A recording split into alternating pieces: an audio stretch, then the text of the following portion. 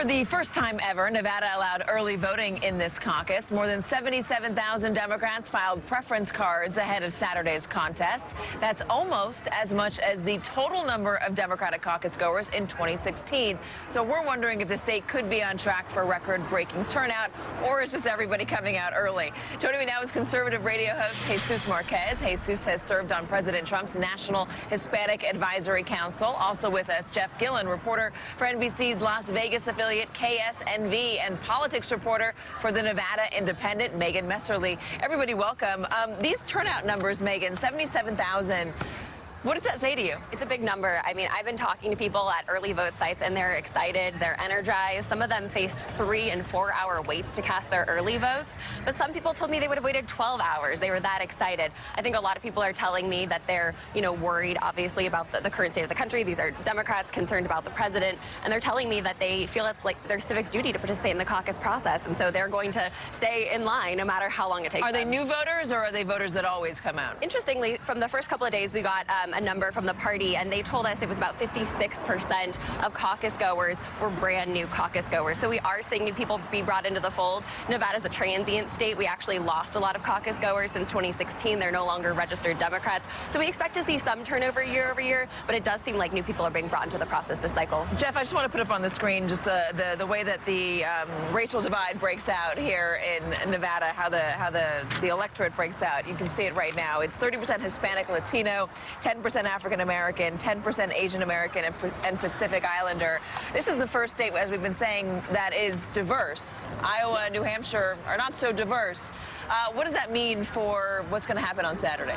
Well, I think what you're going to see is you're going to see how well the Buttigieg campaign actually can reach out to communities of color, how well the Klobuchar campaign is going to be accepted by communities of color. I mean, if you look here, Bernie Sanders, I always say that for Bernie Sanders, Nevada is muscle memory. He was here in 2016, so he has a definite outreach to the Latino community. But it's going to be really interesting to watch on caucus Saturday just what the response will be, what the numbers will be for Buttigieg, for Klobuchar, maybe even a little bit for Steyer. Steyer has been here for so long that you could be in 5th grade in this state. He spent so much money in advertising, you'd know who Tom Steyer is. How much does ground game matter? I think ground game matters a lot. I think that, and that's something that I know, he may not have been getting a lot of traction yet, but I was at Pete Buttigieg's East Las Vegas headquarters on Charleston Boulevard, which is right over there. You walk in, and the first thing that you see on the end of the wall is all in Spanish, the core principles of his campaign. Now, that doesn't translate into votes, but it does say that the campaign is certainly very, very aware that they have to reach out to that community.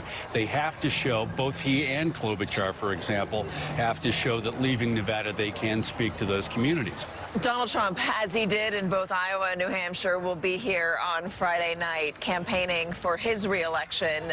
You run a radio talk show out here. You're part of his Hispanic Advisory Council. Have you seen a difference in the support for the president in this state over the past 3.5 years? Oh, absolutely. By the way, Donald Trump is in town. He is using his headquarters, Las Vegas, as his headquarters for the Southwest for this week. But yeah, he'll be back on the rally on Friday. The thing is that President Donald Trump has done such a great job with the economy, with jobs, and that is what matters to Latinos. It was just a new poll that came out yesterday that says that Latinos care about the economy and about health care. So one of those, the economy, he's doing an excellent job, and I believe that he's going to do great in Nevada. In the last cycle, he only lost Nevada for 22,000 votes. That's not too much, and I believe that can be overcome. You said one of those, not so much on health care. Why not? Well, it's not that I didn't say not too much on health care. Well, you said one of those, the economy. One of those, what I meant to say is that one of those, in this case, the economy, he's doing great, such a great job. Now, if he gets a second term, which I believe he will, he'll work on the health care issue, and I believe and I hope that now Democrats will work with him in this issue.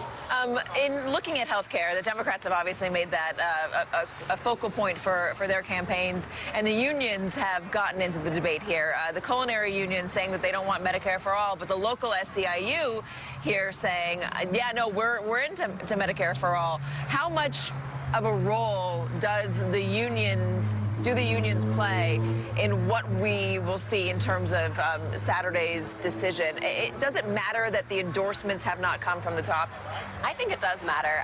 If looking at the culinary union, there's 60,000 members.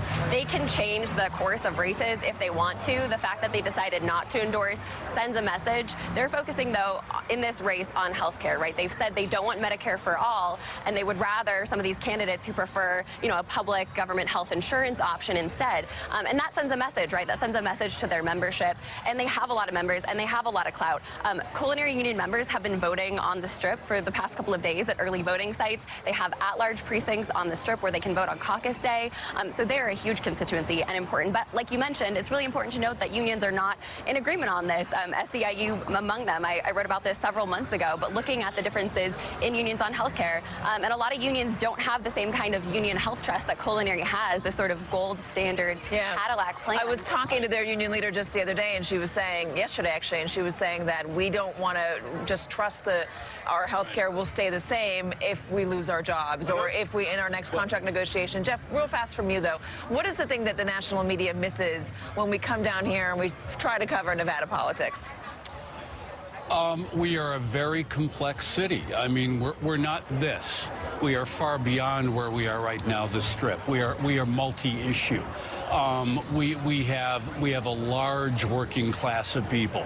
We are fueled by the people here, on the Strip who work these resorts. Getting back to what Megan said, I mean, that non-endorsement from the culinary, I mean, I still think, I covered, and you covered it too, those town halls that they had with all the candidates. I think even though it's a non-endorsement, I think every member of that culinary knows very well where that union's coming down on.